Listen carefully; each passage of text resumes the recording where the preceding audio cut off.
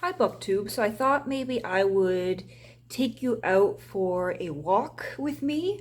It's about 6 degrees out there, so still in the winter coat, although I did take the fur-lined hood off because it is almost April now and I don't really need that any longer.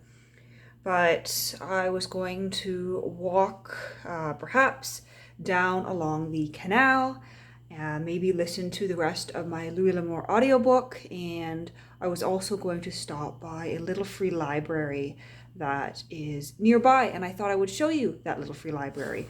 I do have a few books that I'm going to take with me and drop off. A few I've read recently that I don't think I'm likely to reread, and a couple that have sort of been kicking around that I took a closer look at and decided they're not of interest to me. So I'm headed out for that walk, definitely keeping my distance from people, and yeah, I'll show you this little free library.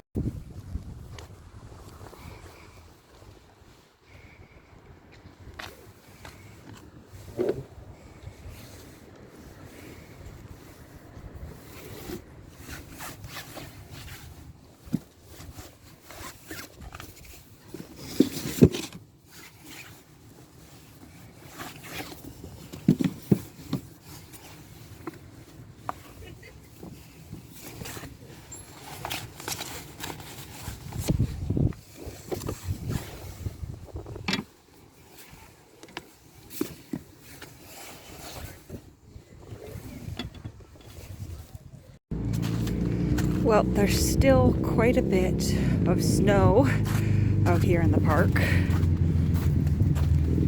but I did take quite a nice walk. I didn't go along the canal because it was actually quite busy. There were a lot of people, and so I decided to stick to the park here at Dow's Lake.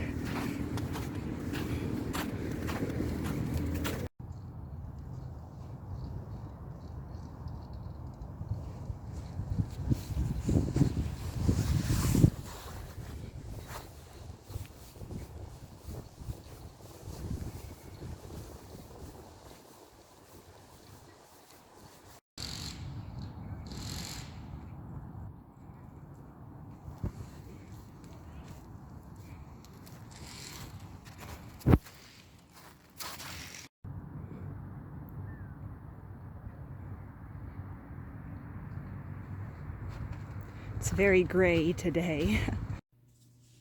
So, I did finish my audiobook of Sackett by Louis L'Amour while I was on my walk, and now I'm back in the apartment for the evening and rest of the day, I guess. It's about 3 o'clock, and I'm going to sit and read Cleopatra by Stacy Schiff.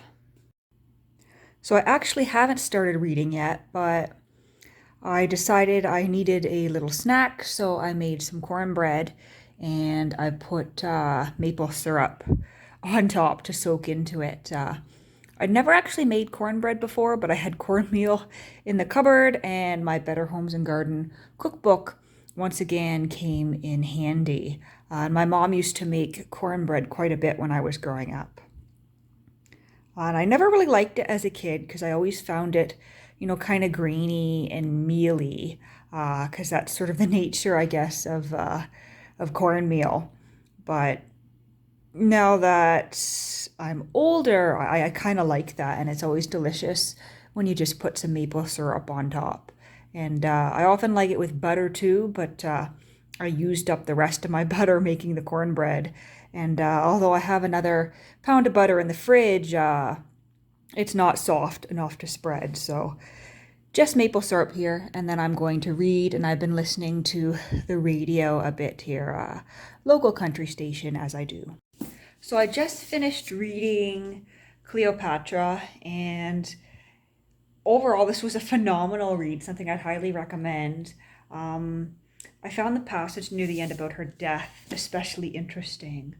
The competing stories about how she died. It's generally accepted that she did commit suicide, but there's this elaborate story of her dressing in all her finery and committing suicide by having a snake bite her, and then two of her maidservants in succession, and they all died together in this stately manner. But as the author says, as Stacy Schiff says, it's highly unlikely that she would have succeeded in committing suicide with two other people by having a snake bite all of them in perfect succession within minutes. So the other theory is, of course, that she took poison and that they took poison together, which I think is a much more likely version of events. And, you know, of course, if you're poisoning yourself, you're probably not dying in an elegant fashion. And so if she did indeed die in all her finery with all the royal symbols and stuff around her, then she obviously had help having those placed into her hands so that she could lie in death in this perfect manner. But the ending of this book is interesting too, because Stacy Schiff talks about the impact that Cleopatra's legacy had. Octavian obviously took over after he defeated Mark Antony and Cleopatra, and so it was very much in his self-interest to write history in a certain way, to rewrite history in a certain way, which is why Schiff proposes the details about Cleopatra's life are so murky.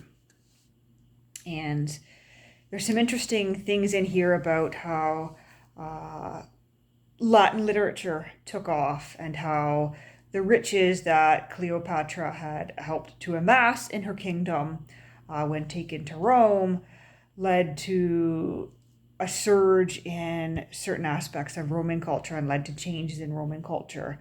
An attractiveness for Egyptology, I think is what she describes it.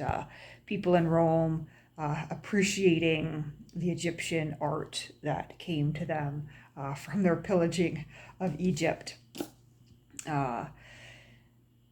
And, you know, whatever she was and whatever she wasn't, she was certainly an interesting person, and I greatly enjoyed reading this book and reading about, you know, not only her personal life, but her political life, because she certainly was a powerful and ambitious ruler up there with, I guess, the best of them of the era.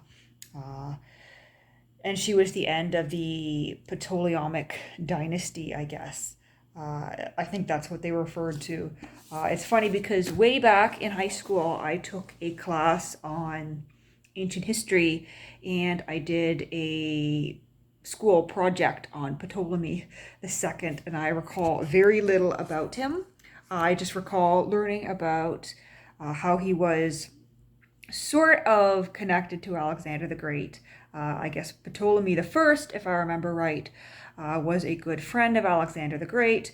Alexander the Great passed away. Ptolemy I took over Egypt, and then you had this bloodline leading up to Cleopatra, essentially ruling Egypt for several hundred years until, as Stacy Schiff describes it, Mark Antony was her undoing and the undoing of the dynasty. And then you had Rome appropriating the lands of Egypt, and of course you had the Roman Empire really rising, I guess, to its great heights. So overall, an interesting read, something I would highly recommend. So I've decided that I'm going to read some Trollope next. So in here, I've got my Trollope folio editions on the shelf, and I'm going to be reading Dr. Thorne, which is the next novel in the Barchester series. I read Barchester Towers the other week, so if my Penguin edition over there is correct, Dr. Thorne is the next book in this series. Now, I actually already know the story because Amazon Prime has a mini-series based on Dr. Thorne. So it'll be no surprises in here, I would expect, unless the Prime series has gone far, far away from the events of the novel. But I'm sure it'll be an enjoyable read either way, because it's Trollope, and Trollope is always, if not excellent, at least entertaining. So this is the copy of Dr. Thorne that I have. There's this nice map on the end papers. And it's got some pretty decent illustrations too. So this is the 1996 folio edition with an introduction by P.D. James, and the illustrations are by Alexi Pendle.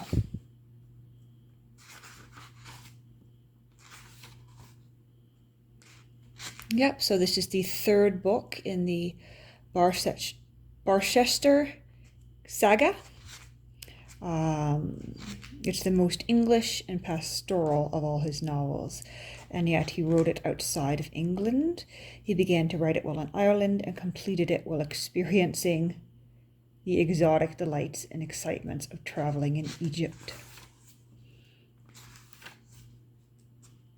Was written from 20th October 1857 to 31 March 1858. And chapter 1 is called The Greshams of Greshamsbury.